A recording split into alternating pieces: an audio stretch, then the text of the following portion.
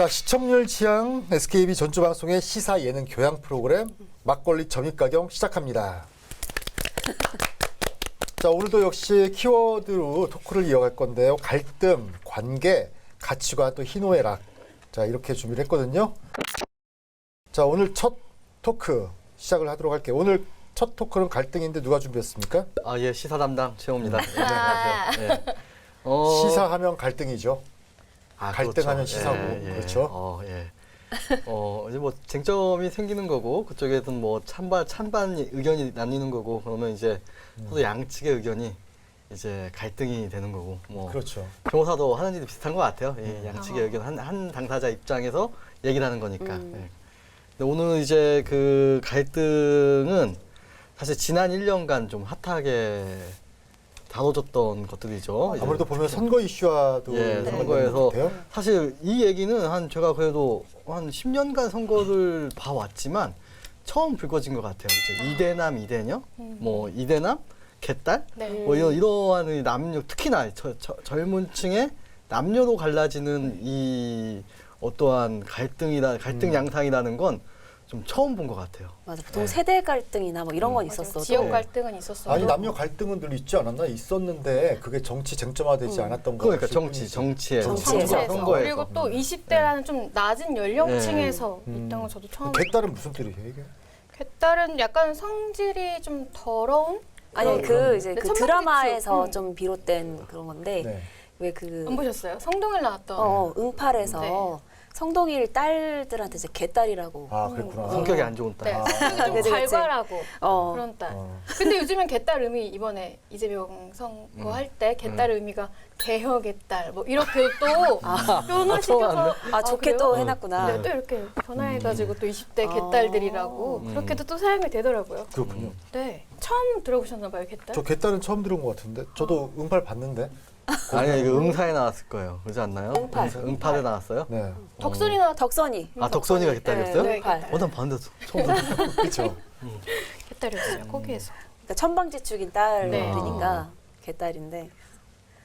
근데 이제 이 갈등 양상을 사실은 좀 알아야 돼요. 사실 우리가 이제 그 지역적인 좀 특성이 있다 보니까 한 측면에서만 바라보는데 여러 측면에서 좀 바라봐야 된다는 측에서 사실 저는 이제 그 가장 큰 키워드는 그 페미니즘 같은 경우 20대 여자의 페미니즘, 입장에서는 네. 저는 이걸 바라볼 수 있는 측면이 언제 떠오르냐면은 2018년 해화역시예요. 네 맞아요. 사실은 그때 이제 폭발하면서 그전에는 뭐 인터넷에서 댓글만 쓰던 거에서 오프라인으로 여자들이 모였던 거죠. 좀 페미니즘이라는 어떠한 큰 틀에서. 근데 저는 그때 막 사람들이 좀 비웃었어요. 뭐 여자애들 나와서 뭐 시한다 막. 근데 저는 일견 그 공감이 간 부분이 사실 우리가 여성분들이 계시지만 이 도찰에 대한 공포가 굉장히 크잖아요. 맞아요. 어디 뭐 숙박업소를 가도 그렇고 화장실을 가도 그렇고 지나가다 뭐 대중교통만 타도 그렇고 이 도찰에 대한 그게 굉장히 큰데 생각보다 근데 형량이 많이 안 나왔거든요.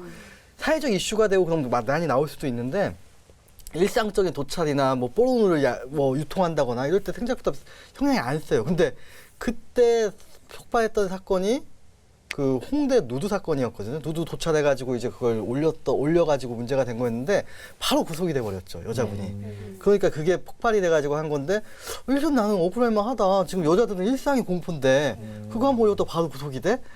네, 이런 시각이 있었고 지금은 사실은 우리나 저 때만 해도 여학생들 취직 어렵다. 그리고 남자가 취직 잘 된다 이런 얘기가 나왔거든요. 근데 지금 20대 여자들 남녀 사이에서는 그런 얘기가 통용이 될까요? 통용돼요? 아니요.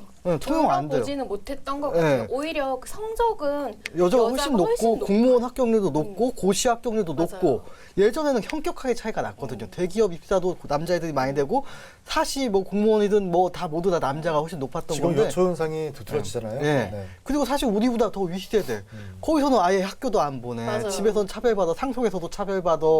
뭐 직장에서는 뭐 애 낳으면 나가야 돼. 진짜 이랬던 적이 있었던 건데 그 우리는 사실은 20, 30년 전 얘기를 가지고 그 잣대를 가지고 지금 20대까지 규율을 하려다 보니까 20대 남자들은 사실은 나는 군대도 갔다 와야 돼. 난 성적도 안 좋아. 난 취직하려고 하니까 얘보다 훨씬 더 불리해. 이런 얘기가 나오는 거고 특히나 여성가족부대 를 많이 했죠. 뭐 셧다운제 그다음에 그치, 뭐 그치. 사실은 정치적인 사건 박원순 서울시장 사건 네. 때도 뭐 얘기 안 하고 오오 하고 넘어가는 정작 중요할 때는 예. 안 나서고. 정작 중요할 때 넘어가니까 사실 이런 정치적인 부처가 왜 있어야 되냐. 그리고 내가 계속 이런 여성을 이 보호의 대상으로 보는데 사실 내가 지금 나와 내 주위의 여자들과는 어떠한 대등한 경쟁 관계지. 얘가 내보다 우위에 있지 않은데 왜 그렇게 보지? 라는 데에서 좀 촉발이 됐던 것 같아요. 그래서 이런 부분들은 아마 모르겠어요. 다 각자 견해는 다를 수 있는데 어떠한 이 근거나 논리에 대해서는 한 번쯤은 생각해볼 문제라고 보여져요. 그러니까 그 여성가족부 해체와 관련해 가지고 뭐 여성단체나 일부 시민사회단체에서는 굉장히 또 폐지 반대를 이야기를 하는데, 그러니까 그 내면을 들여다보고 무엇이 문제인지를 우리가 고민을 하는 것보다는 오히려 그냥 여가부 폐지에 대해만 너무 맹목적으로 반대를 하고 있는 것이 아닌가 이런 생각도 그 들거든요. 타이틀 자체가 여성 남성을 차별하는 것 같은 느낌이 들게끔 하잖아요. 남가부는 없잖아요. 여가부는 그렇죠. 있고. 네. 이런 생각을 20대 남자 초년생 애들이 정말 많이 하더라고요. 자, 그럼 우리 그게 왜 여기서 필요한지. 여가부 폐지를 찬성하는 사람은 저는 찬성도 반대도 아니었는데. 저만 찬성하는 건가요? 저는 사실은 이제 여성 찬성하는 것처럼 얘기하는 안 거. 그래요. 아니요, 저는 양측의 입장을 좀 전달해드린 네. 거고 여성부라는 거는 사실은 87 헌법이 개정이 되면서 여성부 의무가 들어요 헌법에. 그러면서 그때 정무장관 제도를 두면서 여성부 업무가 생겼거든요. 여성부 업무라는 게 고유적으로 생겼던 거고 DJ 정권 때 이제 여성부를 만들었던 거죠. 사실 지금 헌법 체제하에서는 여성 보호 업무라는 게 있어야 되고 지금 만약에 여가부가 폐지가 돼도 다른 형태의 업무는 존재를 할 네. 거예요. 제가 말씀드리고 싶은 게 그거였기 때문에 폐지를 해도 상관이 없다. 상관은 크게 없어요. 예. 그렇죠. 아까 왜 손을 안 들었어요? 근데 저는 뭐 지금 만약에 이 부처를 만들게 되면은 뭐 미래가족부라는 얘기도 나오긴 하는데 저는 독일식 제도가 독일에도 이제 비슷한 부처가 있는데 거긴 뭐 여성, 노인, 청소년 뭐 이런 부처예요. 길잖아요. 예, 그러니까 그런 식으로 지금은 여성만 다운해서 나왔겠지만 이제 사회적 약자를 뭉쳐가지고 부처를 만들겠죠. 아니면 가족 중에 하나 여성부 업무가 있다든 큰 차이가 없는데 아무 의미 없는 논쟁이라는 거예요. 그렇죠. 폐지가 되든 안 네네. 되든. 그러니까 너무 그 명칭에 대한 네. 그리고 그 명칭이 가지고 왔던 지금까지의 모습들, 편협된 모습들이 오히려 논쟁을 불러왔고 갈등을 야기시키지 않았나? 그래서 거기서 폐지가 네? 폐지가 찬성이다. 그래서 그래서 여가부라는 굳이 이름이 이름 이제 자체는 그렇게 폐지. 그 여가부 안에 정말 많은 부서가 있잖아요. 몰랐던 부서들이 있잖아요. 뭐 성폭행을 당해서 상담해주는 구원센터 그런 것도 그 안에 또 그렇죠. 있다고 하고. 그거를 저도 다 없애자는 게 아니라 네, 하니까 그래서 선뜻 그치, 폐지엔 손을 못 드는 거예요. 그 대신 그럼요. 폐지라기보다는 여가부의 이름을 바꿔준다던가 뭔가를 그래도 폐지죠, 그게. 그런가요? 이제 바꿔서 여가부 정리를 좀 폐지. 제대로 하자. 네, 이런 좀 거죠. 정립을 하자. 저도 그런 생각이지. 뭐 그러게요. 지금에 있는 모든 기능들을 전부 없애자 이런 것들이 아니니까. 아까 이야기했던 것처럼 우리 최 변호사가 그 이름 하나 가지고 지금 싸우는 거고. 네, 네. 별것도 아닌 거 가지고. 네, 별것도 아무것도 아니고. 아닌데. 이걸 옛날에 우리 조선시대 때 무슨 논쟁이라고 했죠? 예속 논쟁. 그렇죠. 그런 이야기가 왜 있어요. 문제를 내는데 바로 맞췄어. 갑자기 장학 퀴즈였어. 네. 그렇던 예속 논쟁 아무 불필요한 것. 네. 몇 년상을 치르는지 그게 중요한 거 아니지 않습니까? 자, 이제 이야기했던 것처럼 자, 로고 한번 들어가는 걸로 할게요. 이 지점. 갈게요. 네. 뭐라고 하셨는데 웃으세요? 그냥 하세요. 아니, 헷갈려 하실까봐. 자, 이제 정치권 개파 갈등도 있잖아요. 이것도 같은 정당임에도 불구하고 공천. 선거 때마다 공천, 뭐 경선 문제에서도 지금 전라북도도 우리가 방송에 나갈 때는 어떤 경선 결과가 있을지 모르겠지만 굉장히 크게 작용을 하고 있잖아요. 어떻습니까? 저는 일단은 개파 갈등 없다. 개발할 네. 때 없다. 이제 아마 이제 있겠죠. 이제 민주당 같은 경우에도 어떠한 큰 정치인이거나 자기가 대선이나 뭐 당 대표를 할 정도에 되면 서로가 이제 내 편이 생기는 거고 이런 게 있을지 모르겠지만 아마 여기서 사실 얘기하는 거는 이제 어떠한 호남 내 전북 내 어떠한 개파가 있나? 없어요. 네, 여기서 줄 서는 거겠지. 자기가 독립적 예전에 있었겠죠. 우리가 DJY 했을 때. 뭐 DJY 했을 때는 아니면은 뭐 우리가 대통령 후보로 배출했을 땐 정동영 뭐 후보가 있었을 때나 독자적인 게 있었지만 여기서는 지금 누가 독자적으로 얘기하고 내가 어떤 개파를 얘기할 수 있는 사람이 누가 있어? 그냥 누가 눈치 봐가지고 힘 있는 애들한테 붙어가지고 내가 공천을 받을 수 있을까? 이것만 보는 거예요 지금. 그렇다면 개파의 의미도 조금은 변했겠다라는 생각이 드네요.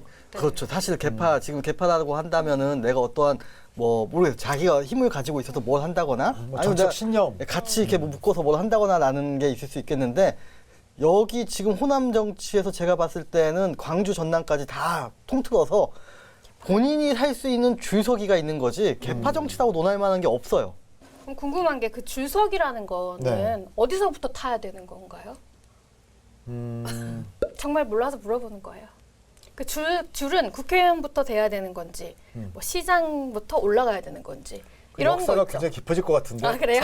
차근 올라가게 되면, 그러니까 시의원 이제 개파라고 이야기는 하기는 어렵지만 그 시의원, 도의원 같은 경우는 자기 지역구에 있는 국회의원의 네. 힘이 또 굉장히 중요하기 아침에 때문에. 손 흔들잖아요 요즘에. 네. 그러면은 여기 시장 후보 있고 도의원 후보 있고 또 시의원 후보 있고. 그럼 같이. 그들은 세트라고 보면 네, 돼요. 세트. 아 저렇게 줄을 섰구나라고 생각은 하죠. 그게 줄서기인 건가? 그런 거죠. 아, 그리고 또 이번 대선에서도 있었던 게 뭐냐면 아까 우리 최영월 변호사 이야기가 딱 맞아요. 그냥 개파라고는 지금 볼 수는 없는 거고 줄서기. 줄서기. 그러니까 내가 그 지역위원장이면 그 지역위원장에게 줄서기.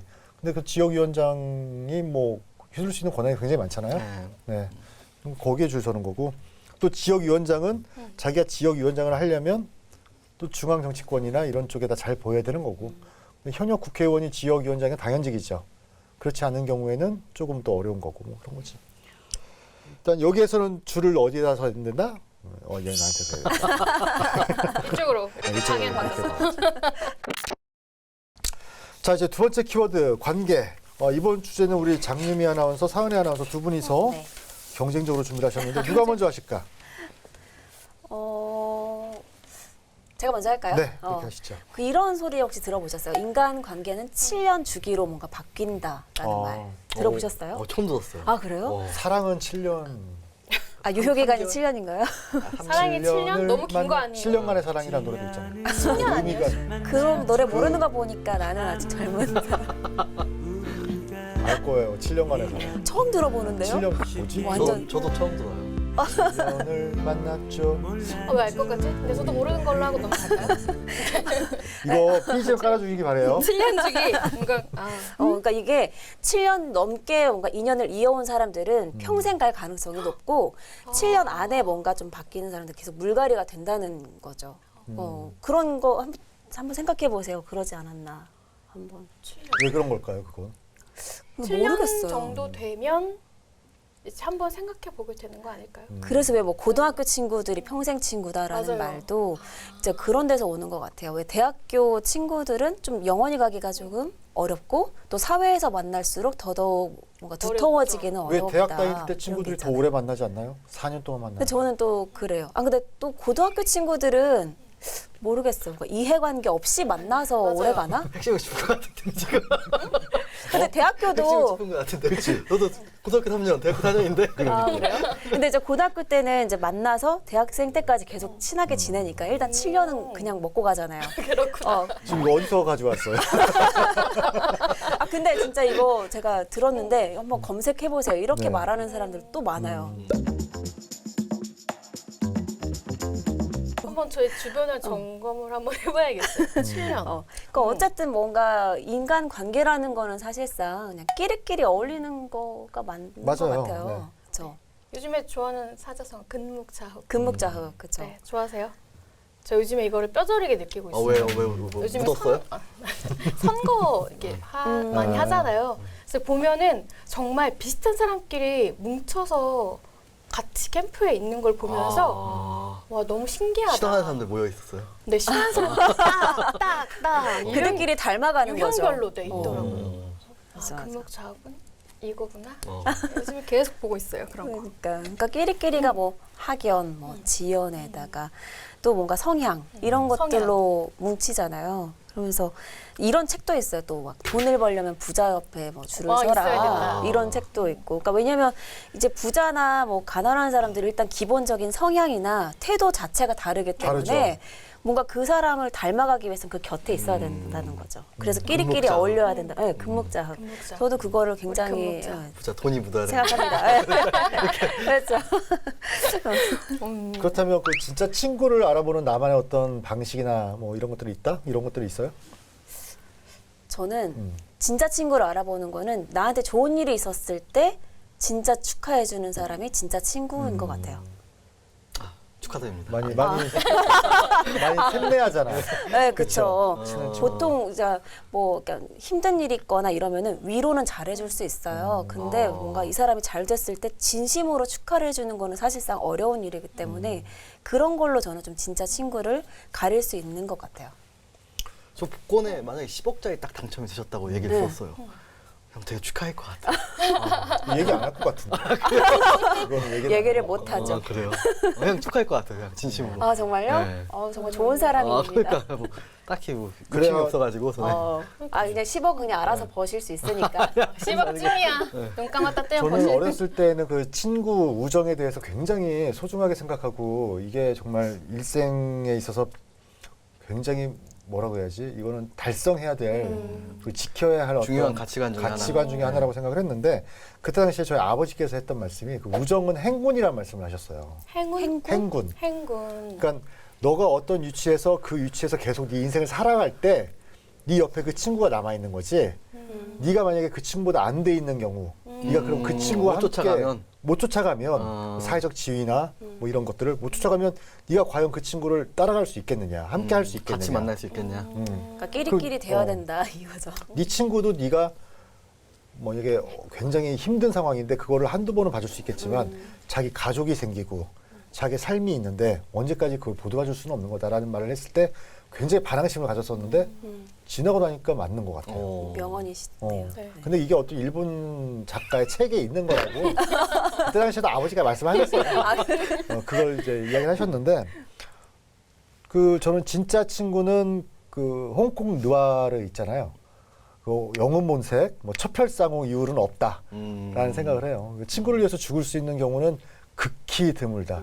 그건 안 되죠. 쉽지 않죠. 내 가족이 있는데. 그럼요. 그래서 없는 경우엔 죽을 수 있어요. 나 지금 그거 물어보실 줄 알았어요. 가족이 없어. 오늘 좀 더 자유로울 것 같아요. 귀찮으니까. 그렇지, 좀 한번 자유롭지. 생각은 해볼 수 있겠다. 막 나보고 목숨을 내놓으라고 하는데 귀찮으니까 그럴 수 있을 것 같아요. 근데 이제 그건 네. 친구를 위해서 죽는다기보다는 그 친구를 가지고 있는 내가 어떤 가치관이나 뭔가 지켜야 할 또 다른 뭔가가 있기 때문에 죽는 거지. 내가 이 친구를 살리기 위해서 죽는다 이거는 좀 말이 안 되는 것 같아. 이제 그거는 뭐 요즘 진짜 친구를 위해서 죽을 일은 별로 없지만. 네. 뭐 생기면 안 되죠. 생기면 안 되죠. 그래서 생기면 안 되죠. 저는 동생들이 여동생이 둘이 있어요. 그러니까 저희가 세 자매인데 그래서 친구가 어렸을 때부터 크게 제 필요하지 생활에 필요하지 않다기보다는 친구 때문에 울고 막 웃고 하는 그런 환경은 아니었던 것 같아요.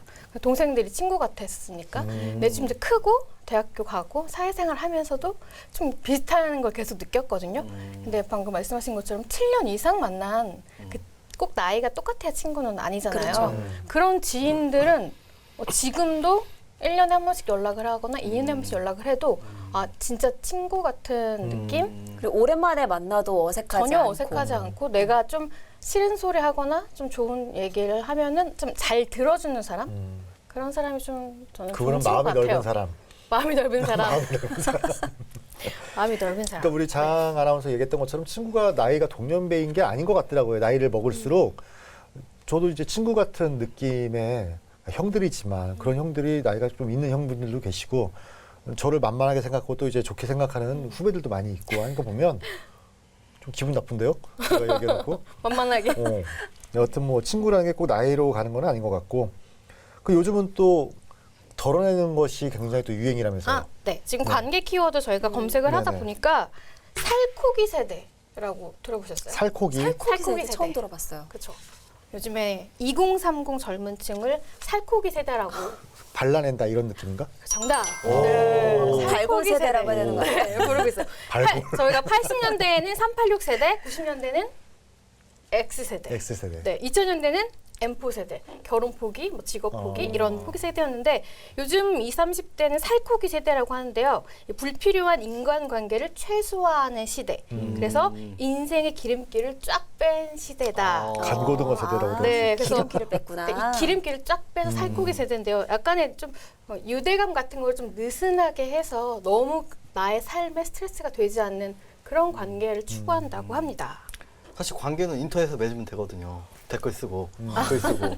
네, 그다음에 네. 뭐 핸드폰 시키면 되고 뭐 필요한 거 있으면. 그렇죠. 네. 네, 그리고 코로나 이후로 또 그런 게 네. 또 많이 활발해졌잖아요. 괜히 얼굴 보고 얘기하고 뭐 오프라인으로 얘기하면 부담스럽고. 그래서 주문 전화를 할 때도 이제는 이게 편하지 전화가 네, 전화만 편하지. 어, 불편하거든. 약간 두근거리는 네. 거 저 좀 생겼어요. 음. 전화 뭐 받을 때 폰포비아 뭐 이런 거 있잖아요. 약간 두근거리는 게 좀 있어서 저도 깜짝 놀랐어요. 내가 왜 말을 더듬고 있지? 약간 이런 거. 저도 업무용으로 이렇게 전화하는 건 이렇게 안 그런데 주문은 좀 싫어요. 되게 싫어. 너무 네, 여기 싫어. 어딘데요? 이 소리 하는 게 약간 좀 나 왜 이러지? 다시 주문할게 하고 이제 배달 앱을 쓰긴 했는데. 저도 막 전화하면 막 뭐 요구사항 얘기하더라고요. 네. 잘한다. 네. 뭐 빼주고 뭐 넣어주고 뭐 이렇게 얘기하더라고요. 잘하는구나. 네, 그래서 요즘 20대의 80%가 혼밥, 혼술, 그리고 혼자 보내는 시간이 굉장히 긍정적인데 막상 이걸 보는 기성세대는 네, 이런 현상이 약간 M4 세대의 좀 슬픈 자화상 그 전에 많은 것들을 포기했기 때문에 그 다음 세대들이 더 축소하고 줄이고 좀 나를 더 찾으려고 하는 거 아닌가 하는 생각이 든다고 사회 하네요. 현상을 하나 이거 규명을 하거나 해석을 할 때 네. 그 한 가지 루트로만 가는 거는 굉장히 어려운 일이잖아요. 네. 그러니까 뭐 여러 가지 포기를 했을 수도 있는 것도 있지만 그 정말 인터넷이나 우리 IT 이런 것들이 발전을 하면서 혼자서 할 수 있는 것들이 충분히 많으니까. 너무 많아졌죠.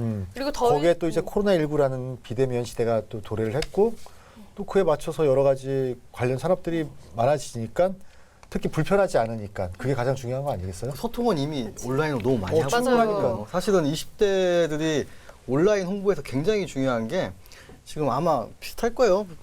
잘 모르겠네. 저쪽은 하여튼 비슷한 뭐냐면은 저는 이제 SNS를 봐도 좋아요 안 누르고 댓글 안 달리거든요. 근데 여기서 어떠한 이슈나 뭐에 있어서 좋아요 누르고 막 댓글 달고 여기서 막 하시는 분들이 다 20대예요, 사실은. 그래서 온라인 홍보에서 가장 중요한 게 20대더라고요. 타겟층은 20대. 왜냐하면 거기에다 타겟을 정해놓고 해야 이렇게 이슈도 되고 그렇죠. 이렇게 홍보도 많이 된다는 거예요. 네. 네, 왜냐하면 어른들은 안 하거든 그걸 눌러보지도 않고 그냥 뭐 지나가는데 댓글도 막 수백 개씩 달리는 건 다 20대를 타겟으로 해야 되는 거거든요. 그렇죠. 이미 관계를 너무 많이 맺고 있다 온라인. 맞아요. 너무 많이 맺고 맞아. 있어요. 그래서 처음 본 사이인데 어디서 본 것 같다는 느낌 들 때 있으시죠? 패친인가요? 그렇죠. 패친이거나 인친인 그런 관계도 내적 친밀감 막 예, 내적 높아지고. 친밀감 높은 사람이 자꾸 많아지는 거예요. 그런 관계가 또 많아지니까 자꾸 관계를 좀 정리하려고 하는 네, 생활상이 보통 보일 수 이제 있다고요. 최 변호사도 이제 40대에 들어왔죠. 네. 그 옛날 어른들은 그 이야기를 했었거든. 그 20, 30대는 인적 네트워킹을 넓히는 시대고 40대 이후부터는 조금씩 줄여 나가야 내 사람에게 좀 더 집중하고 내 가족을 부양하는 데 더 클 수 있다. 뭐 그런 이야기를 했었는데 요즘은 오히려 40대보다는 40대들은 어떤 동호회든지 들어가서 인적 네트워킹을 넓히려고 하고 오히려 20대 젊은 친구들이 아까 얘기했던 살코기 세대, 네, 간고등어 세대로 20, 30대. 자꾸 이제 덜어내려고 하는 게 보이는데 이게 뭐 좋다 나쁘다는 아니고 네. 네, 그냥 시대적인 사회 변화가 현상인 달라진 거죠. 거죠. 네. 네, 사회 현상인 것 같아요. 그래서 서울에 장점들이 또 많으니까 거기에서. 네. 그 서울의 한 조사기관에서 20, 30대 대상으로 그런 조사를 했대요. 스트레스 요인을 조사를 했는데 서울에 있는 20, 30대. 근데 1위가 대인관계. 이것도 아, 관계였어요. 네, 아. 스트레스 요인 1위가 관계. 취업도 아니고 연애도 아니고 결혼도 아니고 대인관계가 가장 큰 스트레스래요. 간섭받기가 싫어서 그래요. 그런 그렇죠. 것 같아요. 간섭. 네. 그러니까 그렇죠. 관심이라고 할 수 있는데 좀 나쁘게 말하면 간섭인 거잖아요. 그러니까 나한테 좋은 것이든 안 좋은 것이든 뭔가 이렇게 다가오면 그게 부담스럽고 그게 스트레스로 되는 거죠. 대인관계 스트레스 받는 경우 언제 있어요? 네. 요새 개인적인 경우. 대인관계. 어떤 이제 프로젝트 저는 프리랜서로 일을 하면서 프로젝트를 할 때 거절하고 싶은데 이미 나와의 관계가 있어가지고 거절을 못 하겠는 거예요. 그리고 이 거절을 어떻게 하면 이 사람의 기분을 안 나쁘게 거절을 신경을 써야 잘 할 수 되니까. 있을까? 이럴 때 저는 정말 큰 스트레스를 받습니다. 그래서 저는 대인관계가 그렇게 넓지 않은 편이거든요. 40대부터 저는 좀 넓혀가 보려고 생각 중인데 동호회 들고. 동호회 들고 stud이라고 하니까. 네. 이제 좀 넓혀보려고 하는데 네, 그럴 땐 스트레스 받아요. 언제 받았어요? 저 같은 경우는 내 말 안 들을 때.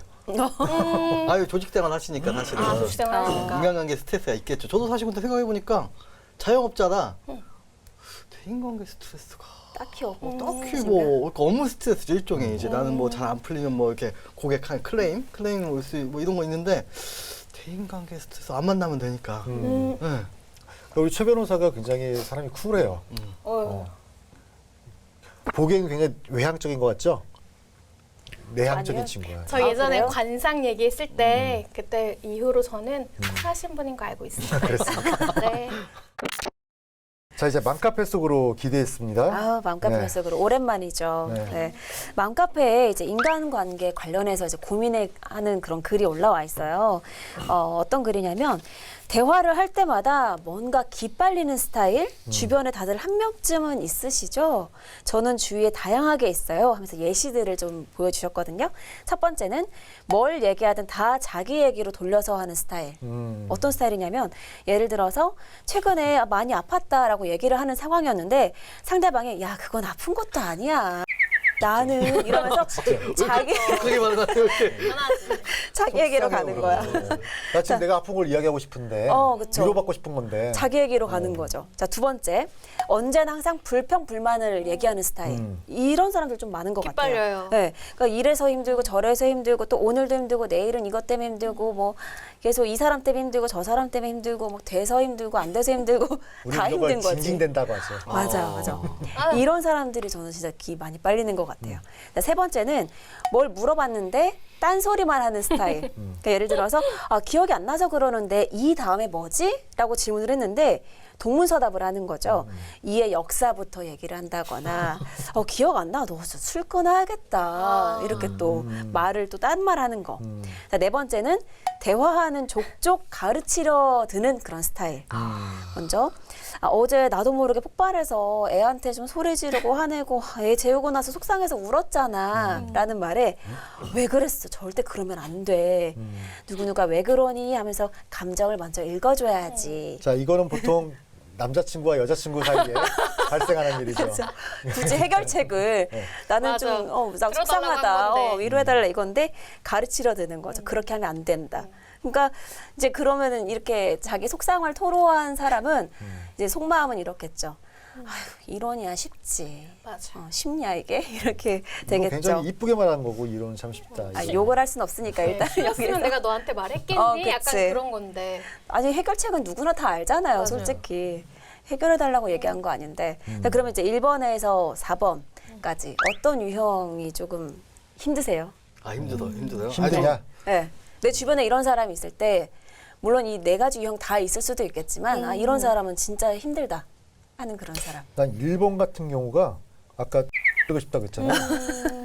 1번 같은 경우는 정말로 싫어하는 스타일이고 네. 제 지인 중에 있어요, 한 명이. 그래요? 내가 아까 그 새끼 생각나가지고.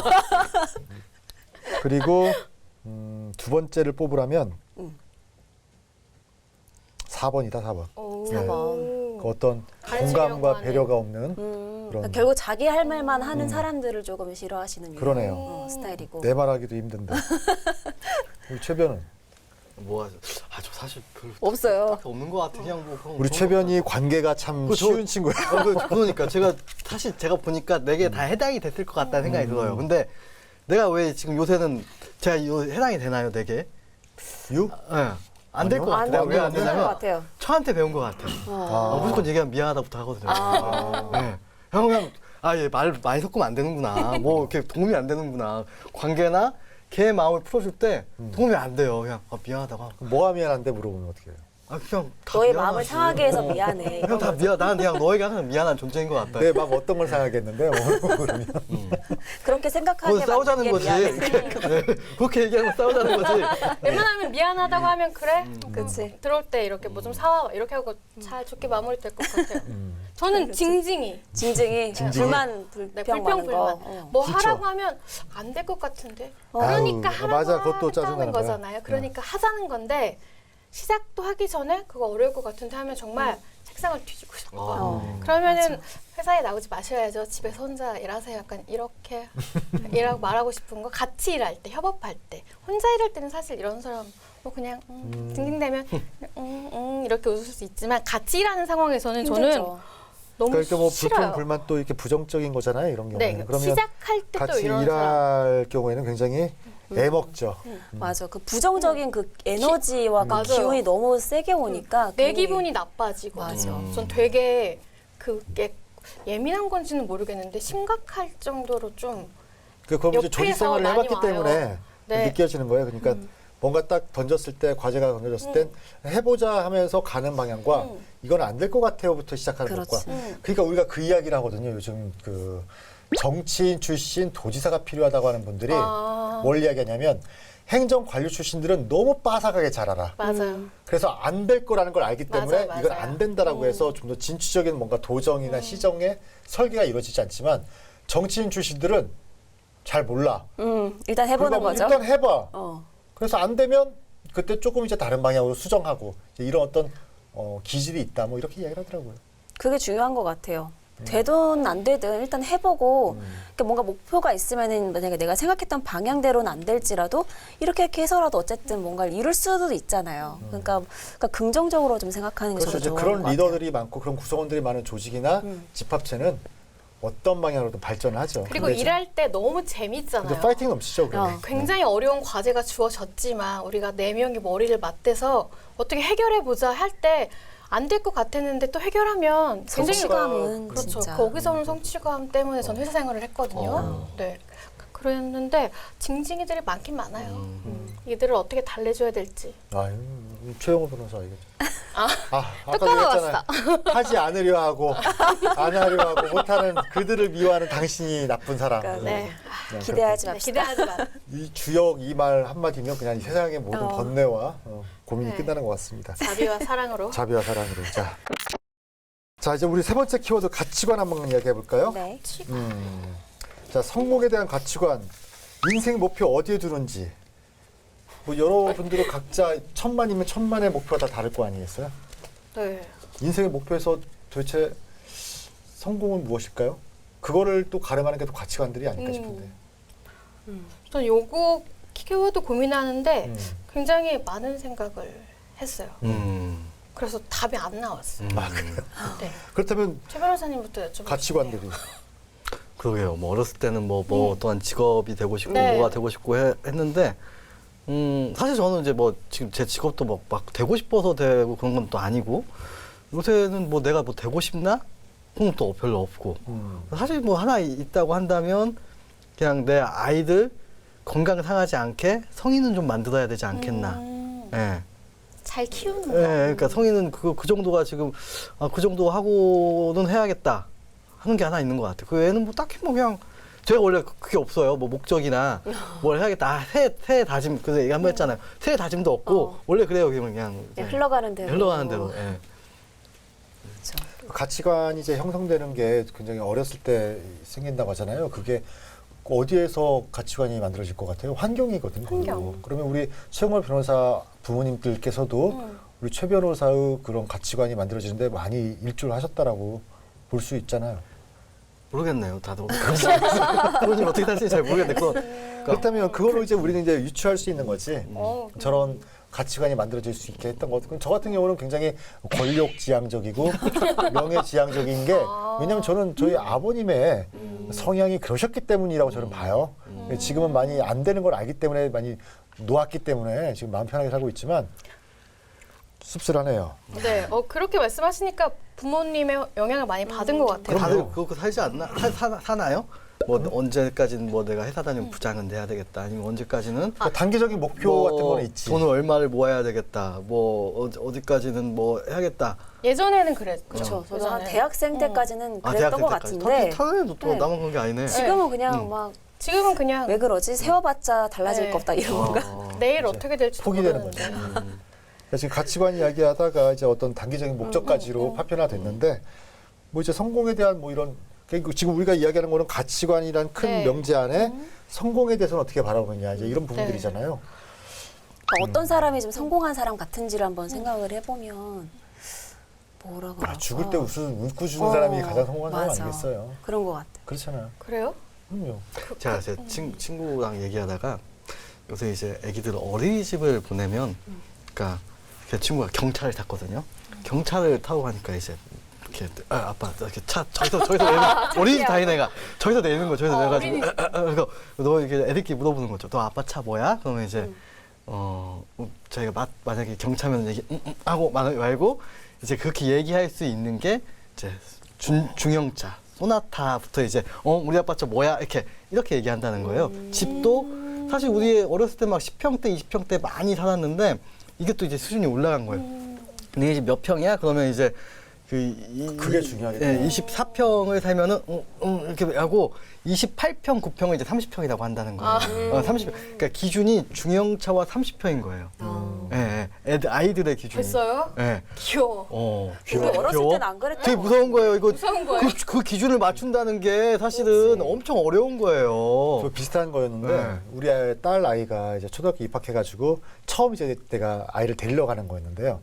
제가 반바지에 민소매 티를 입고 운동하다가 모자 쓰고 자전거를 타고 갔거든. 어딜 가셨어요? 그렇게 최근이네. 하고? 학교에? 학교에. 그러니까 이제 학교에서 이제 애들이 나오는데 그쪽 제가 뭐 요즘은 다 비슷한데 그 초등학교 어머니들이 다 벤, 비, 뭐 보, 뭐 이런 차들을 다 타고 뭐 누구야 하면서 그러고 있는데 아빠는 지금 노란색 타고 반바지에 반바지에 민소매. 나 신고 제가 우리 딸 이름을 진리야 불렀는데 얘가 저를 봤어요. 봤는데 뒷걸음질 치는 거야. 깜짝 놀라서. 그래서 나는 제가 못 봤나 싶었는데 선생님이 이렇게 저기 아버지 오신 것 같은데 그러니까 얘가 밑을 쳐다보고 있는 거예요. 나 그때까지 몰랐거든. 근데 나중에 와이프한테 이야기했더라고요. 나 우리 아버지 반바지 입고 학교 오고 자전거 타고 올 거 싫다고. 그래서 그걸 또 일기장에 썼더라고요. 상처였나 보다. 네, 그래서 요즘도 제가 솔직하다. 가끔 갈 때는 네. 자전거를 멀리 대고. 멀리 대고 들어가서 택시를 부르죠. 데리고 갈 때. 아이들이 이제 근데 그거를 저는 좀 잘못됐다는 가치관을 또 잘못된 거 이게 고착화되면 안 되니까 그쵸. 좀 바꿔줘야 되지 않을까라는 생각을 계속하고 있습니다.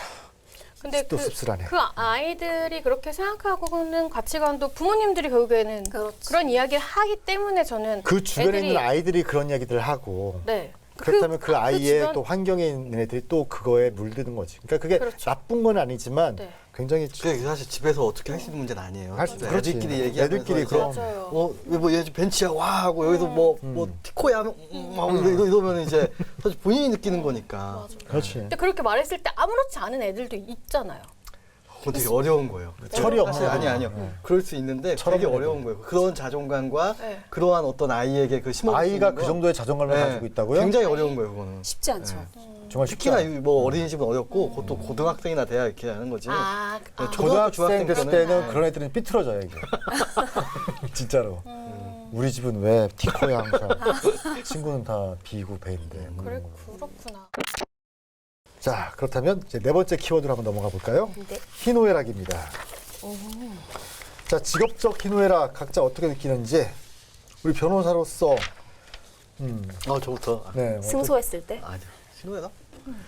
이게 사실은 변호사가 직업적으로 보면은 오늘도 그 얘기를 하긴 했는데 이렇게 어떠한 사건을 이제 가지고 오시잖아요. 사실 만약에 1억을 받아야 된다. 뭐 그 분쟁이 있으니까 이제 안 주겠죠. 뭐 당연히 받아야 될 거면 그렇게 쉽겠어요. 근데 이제 결과가 사실은 1억이 받는다고 결과가 나오면 뭐 이게 당연히 받는 돈인데 이제 뭐 괜히 변호사 돈 써서 받았다라고 생각을 하고 지면은 변호사 잘못 구해가지고 내가 졌다라고 생각을 해요. 사실 그래서 변호사 업무가 생각보다 쉽지 않다.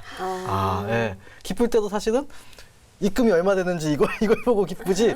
그 외에는 사실은 그래서 딴 것도 많이 하는 것 같아요. 그래서 이렇게 방송 같은 데도 오고 그래서 그냥 또 재밌는 분들 많이 있거든요. 주위에 이렇게 그 사람들 그냥 이렇게 같이 도와주면서 또 그런 것도 있고 그래서 그런 것 같아요. 예, 이렇게 본업에서 돈 받고 하는 일은 재밌지 않다. 그냥 즐거운 거 통장에 찍히는 돈. 그렇죠. 어때요? 이제 아나운서 생활들 하셨었고 이제 리포터 생활도 하셨었는데 그때 느껴졌던 어떤 희노애락? 가장 좋은 거는 뭔가 리포터였을 때는 내가 제일 먼저 뭔가 알렸을 때 그럴 때 조금 기쁨을 느끼고 뭔가 슬픈 거나 약간 속상하고 이런 거는 뭘까? 그냥 뭐 반응이 별로 없는 거? 그게 가장 조금 속상한 것 같아요. 어떤 반응이 건지 없을 알 것 때. 같아요. 우리가 말했던 무풀. 무풀. 악플이 차라리 낫다. 차라리 그 옷 색깔 왜 그래라고 얘기라도 해줘. 조회수라도 올려줘. 나 그런 심정인데 웃기셨어요? 우리 엄마가 제일 많이 하는 말씀이세요. 그랬구나. 옷 색깔을 왜 그랬니? 왜 그거 입고 나갔니? 이런. 그래도 봐주시니까. 네. 봤다는 얘기니까. 악플이 났다. 다음부터 잘 입고 나가겠습니다. 이렇게 했죠. 또 대표로서는 또 맞아, 이제 대표로서도 대표로서도 네. 뭐 장사가 잘 되고 안 대표로서? 되고 뭐 그거죠. 뭐. 그쵸. 네. 손님들이 어. 분위기 좋고 막 이렇게 말씀 많이 해주실 것 같은데. 그러면은 또 좋고 또 손님이 없으면은 안 좋고 그런 것 같아요. 그냥 장사라는 거는. 그러니까 희노애락이라는 게 어차피 인간이 가지고 있는 4대 본성 중에 하나이기 때문에 뭐 매일매일 우리가 느끼고 사는 거잖아요. 네, 그런 것들이기 때문에 뭐 딱히 뭔가를 찝어서라기보다는 자기가 하고 싶은 거 했을 때 좋고 안 됐을 때 슬프고. 자, 그렇다면 우리 전라북도가 가지고 있는 희노애락은 뭘까요? 뜬금없지만 우리가 이제 기자 희노애락. 기자로서. 기자 희노애락. 네. 다 비슷해요. 이제 뭐 처음 뭐 단독을 해서 기사를 썼고 뭔가 이슈나 문제에 대해서 들여다봤을 때 그 행정이 변하고 사회가 조금씩 변하는 게 보였을 때는 기쁘지만 그게 또 전체는 또 아니더라고요. 화났을 때는 너무 많고. 요건 하시면 안 되고요. 화났을 때는 갑자기. 내가 쓰려고 했던 거 뭐 단독이나 특종 뺐기 때. 저기 묵혀놨는데 누가 썼을 때 이제 화났다기보다는 굉장히 아쉽고 그리고 뭔가 기사를 썼을 때 피드백이 아니라 나의 편이 되어줘야 할 사람들이 오히려 내 편이 아니고 그걸 굉장히 객관적으로 보려고 했을 때는 좀 화나죠. 이거 기자로서, 그건 이제 조직 구성원으로서 하나의 사인으로서 그런 것들이 있는 거죠. 자, 우리 이제 또 SK 전주 방송이 지역 채널이잖아요. 그래서 다시 하고 싶어요. 전라북도의 희노애락은 무엇인지. 그 선거가 있을 때는 항상 마치 새만금이 전라북도의 모든 어떤 총화인 것처럼 이야기하거든요. 2050년에 완공된대요. 매립 자체가. 그럼 나는 그때 몇 살이요? 80이에요. 연금 받고 계시. 70이야? 70인가? 75. 75. 현금 받고 이제 지금 자녀들이 운전하는 차를 타고 이렇게 창문을 내리면서 바라보면서 가요. 그럴 수도 있고 운구차를 타고 한번 지나갔을 때. 아 무슨 그런 말씀을 하십니까? 그만큼 굉장히 지금 이전까지 30년이었고 앞으로도 40년이 남았는데 30년, 60년이란 말이에요. 그럼 만리장성 쌓는 것도 아니고 안 그래요? 웃기는 거지. 그렇다면 이게 이런 식으로 한다면 새만금은 희망이 아니라 절망이다. 계속 전라북도에 묶여 있으면서 전라북도의 예산을 좀먹는 어떤 절망이 될 수 있다. 뭐 이렇게 보고 있습니다. 이거 저는. 굉장히 예산을 많이 가지고 오는 것처럼 보이잖아요. 그러니까 7조, 8조, 9조 이야기할 때 SOC 예산 중에 새만금 예산이 차지하고 있는 게 거의 20%, 25%예요. 새만금 예산은 우리 전라북도 전체 예산하고 크게 관련이 없거든. 그렇죠? 그게 항상 지적이 됐었는데 또 그걸 많이 또 쓰는 언론도 별로 없고 이럴 때는 화가 나죠. 기자로서. 화나신 것 같아요. 네. 자, 뭐 전라북도의 희노애락은 제가 이야기하는 걸로 끝내기로 합시다. 자, 오늘 키워드 토크 막걸리 함께 했습니다. 뭐 오늘도 4가지의 키워드로 이야기를 했는데 어떻습니까?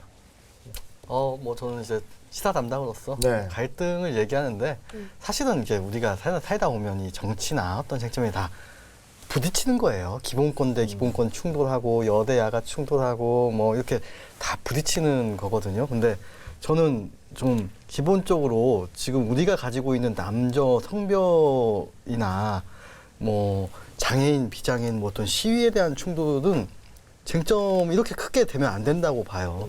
정해져 있거든요, 답은. 그래서 좀 그런 갈등들을 우리가 정치가 오히려 촉발시키지 말았으면 싶다라고 생각합니다. 오히려 그걸 이용하시고 있죠, 네. 지금은. 자, 우리 사은희 아나운서는요? 저요? 저 오늘은 그 주역 그 글귀가 아주 와닿았습니다. 그렇죠? 짤로 만들어야 그렇게 하면 갈등도 생길 리가 없고 그렇죠? 세상이 다 무관심해지는 상황이죠. 갈등이란 건 뭔가 서로 참여하고 뭔가 하려고 그러니까 그 주역이란 거는 마음을 다스리라는 이야기지. 항상 그렇게 살면 세상은 그냥 하늘만 그러든지 말든지. 그러고 살아야 되는 거니까. 자, 우리 장윤미 아나운서. 저는 예능 담당으로서 음. 네. 좀 항상 새로운 질문을 던져보고 싶었어요. 왜냐면은 저도 약간 보수적인 성향이어가지고 다른 시각으로 좀 바라보고 또 저희 4명이 얘기할 때 자꾸 많은 인사이트가 좀 생기거든요. 아, 그렇게 생각할 수도 있었겠구나라는 생각을 많이 하게 돼서 앞으로는 제가 생각하는 뭐 분야에서 좀 다른 방향으로는 좀 생각해 봐야겠다. 관계에 대해서 특히. 관계에 대해서. 네, 아까 상담해 주셔서 감사해요. 네, 그래서 관계에 우리가 대해서. 이야기했던 그 4가지의 키워드를 보면 가치관이 관계를 결정할 수도 있고 그 관계에 따라서 갈등과 또 희노애락이 발생할 수 있는 거잖아요. 그 인간한테는 모두가 본성이 있고 그 본성이란 거는 연대, 사랑, 또 뭐 놀이, 놀고 싶은 거 뭐 여러 가지 본성이 있는데 그 개성이 뭐냐면 이거를 어떻게 발현시키느냐가 그 개성이래요. 그러니까 본성은 다 똑같대. 그 각각의 본성을 어떻게 발현시키느냐. 사람이 10명이면 그 10명의 개성이 다 다른 것처럼. 자, 이런 것들을 생각하면서 우리가 관계를 맺고 가치관을 가지고 또 서로 간에 뭔가를 봤을 때 그러면 갈등이 조금 더 좀 사그러들지 않을까? 뭐 이렇게 조금 항상 같이 좀 루틴이지만 좋은 말로 마무리를 지으려고 합니다. 자, 오늘도 시사, 예능, 교양을 추구하는 SKB 전주방송의 프로그램 막걸리 점입가격 마치도록 하겠습니다. 고맙습니다. 네. 감사합니다. 수고하셨습니다. 맛있어요.